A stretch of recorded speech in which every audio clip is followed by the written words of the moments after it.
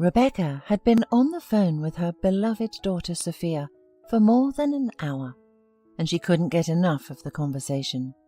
They had not seen each other for a month, as her daughter was busy with moving, renovating, and other household chores, and the topics had accumulated enough to discuss.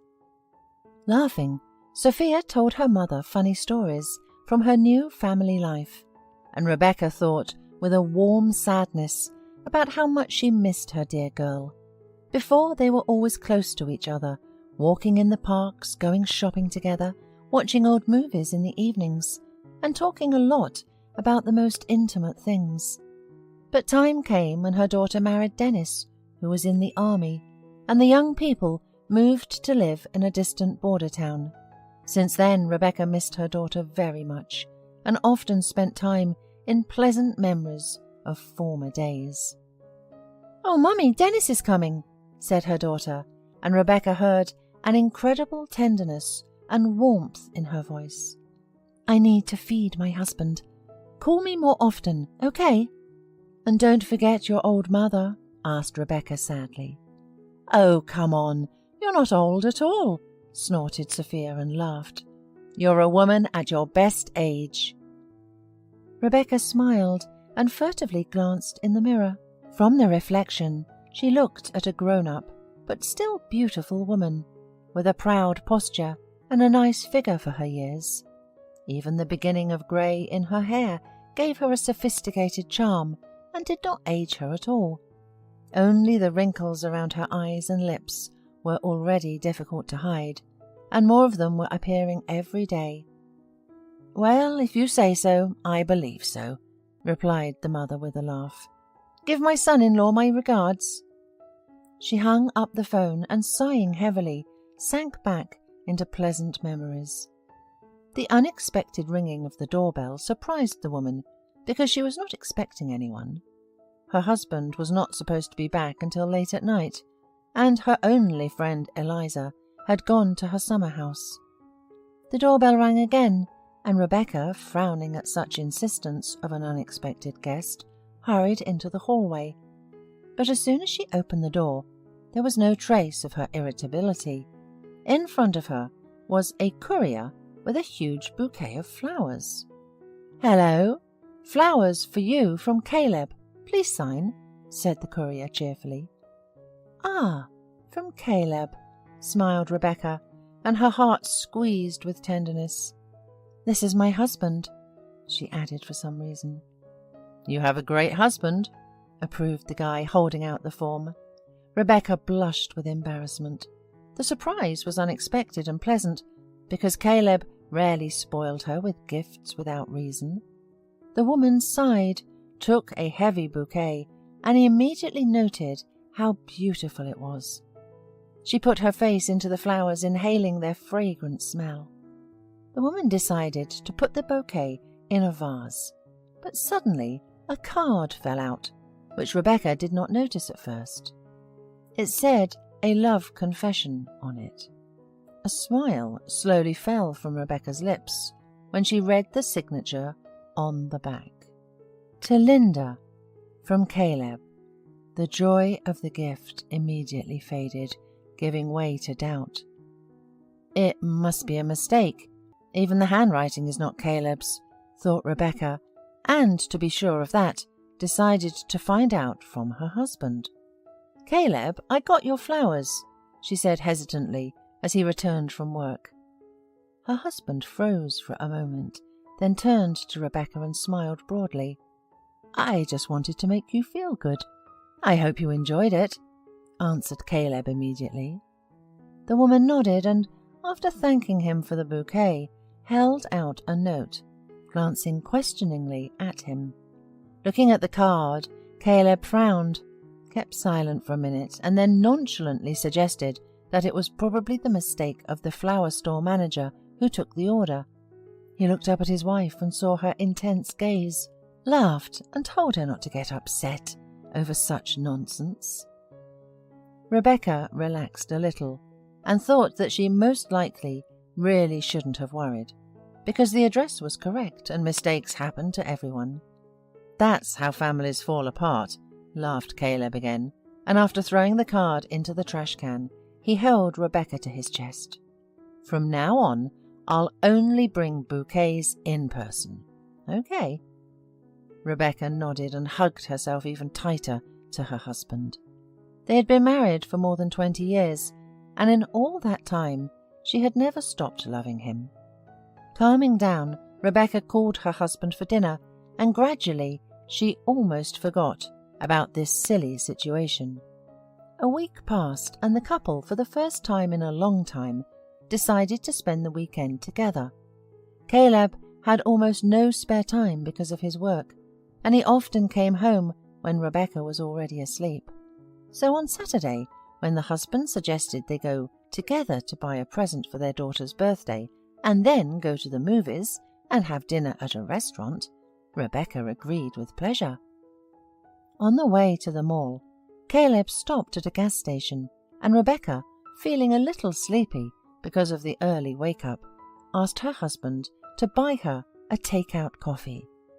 Caleb filled up the car, brought Rebecca the cherished cup with the invigorating liquid, but he forgot the lid for the cup. As soon as the car moved, some of the contents of the cup spilled out onto the seat. Rebecca groaned and grudgingly reached into the glove compartment. But instead of a packet of wet wipes, 2 theatre tickets fell out. According to the date on the tickets, their owners watched the show yesterday in the best seats in the parterre of the most popular theatre in the city. At that moment, Rebecca completely forgot why she had looked in the glove compartment and thought only of the fact that just yesterday Caleb came in late, saying that he had been in a business meeting. "Caleb, what is it?" asked Rebecca, looking intently at her husband. The husband squinted at Rebecca without taking his eyes off the road, calmly said, "Some tickets." "I can see that myself," resented Rebecca. "And after that you were going to claim you were at work yesterday?" The man frowned and then, tapping himself on the forehead, laughed and said that yesterday he had given his car to his friend who had recently found a new girlfriend. They were going to the theatre, but the friend had given his car to be repaired. "What a nice story," said Rebecca thoughtfully, still hesitating. "But I couldn't say no to him. Don't you believe me?" "Well, if you'd like, let's call him, and you'll hear everything yourself," grumbled Caleb, and demonstratively pulled out his phone to find his friend's contact. Rebecca, a little embarrassed, covered his hand with hers. "No need, Caleb. I believe you." "I always knew you were a wise woman," he replied contentedly, and brought her hand to his lips. However, Rebecca's mood that day was spoiled. She wandered absent-mindedly through the mall, not enjoying the shopping, and all because doubt had settled deep in her soul. There were too many coincidences, but the last straw in the cup of her patience was another accidental find. Rebecca, as usual, was putting things in order in the house and selecting things for the wash, found in one of the pockets of Caleb's jacket a check from the exclusive underwear store. No matter how she tried to find some harmless explanation, she could not. The conclusion was apparent. Her husband bought this underwear for another woman. To find out for sure, this time Rebecca decided not to ask him anything, but just to follow him. And the first attempt confirmed her hunch. Rebecca saw Caleb meeting with a young pregnant girl during his lunch break, and judging by the passionate way he kissed her, she was hardly just his colleague.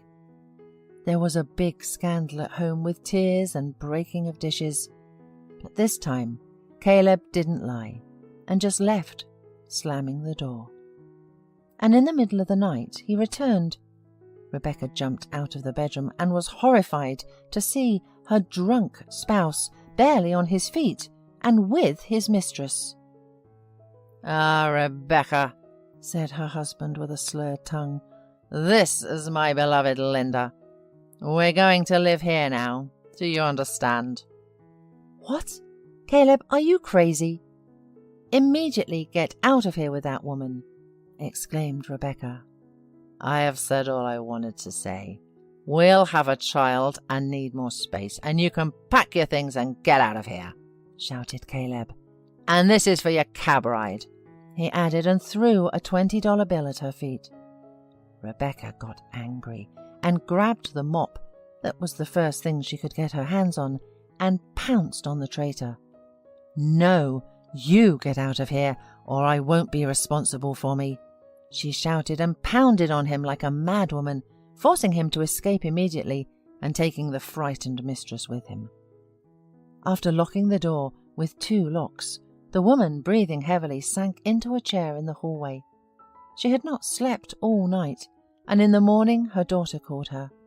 Hearing her mother's husky, cracked voice on the phone, Sophia was frightened out of her wits and asked what had happened.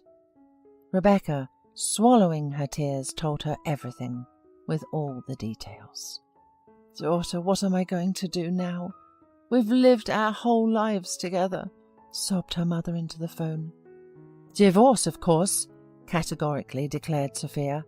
"You don't have to feel sorry for him or forgive him. You are a wonderful woman, and you don't deserve to be treated that way. Even though he's my father, I'm not going to make excuses for him." They talked some more. Sophia tried her best to reassure her mother, and then called every day to make sure she was okay. Her friend Eliza, upon learning of what had happened, immediately came to Rebecca and spent all her spare time with her. So thanks to her loved one's care, Rebecca's pain gradually receded, and the woman realized that she wasn't alone at all. Caleb returned exactly 3 weeks later. He held a bouquet of flowers, but without any card. He looked unkempt, depressed, and miserable, like a beaten dog. Rebecca wouldn't let him in, leaving him outside the door, and asked him glumly why he had come. "I realized I can't live without you," murmured Caleb, looking ingratiatingly at his wife. "I'm sorry, Rebecca. I love you only, and I'm ready to come back." "What about your baby?" said Rebecca dismissively. "He's not mine. Linda tricked me. I heard her confessing to her friend, and all she wanted from me were presents and this apartment in the center of the city." As it turned out, her husband's mistress did get pregnant by another man, but Caleb, who had a spacious apartment, a summer house, and a high-paying job, seemed like a better match for her, so she lied to him about the baby. The plan almost succeeded, but an accidentally overheard conversation ruined it completely. Caleb lived in hotels for a while, and then decided to go back to his wife. Rebecca looked at her defeated spouse, feeling no pity for him, no former love.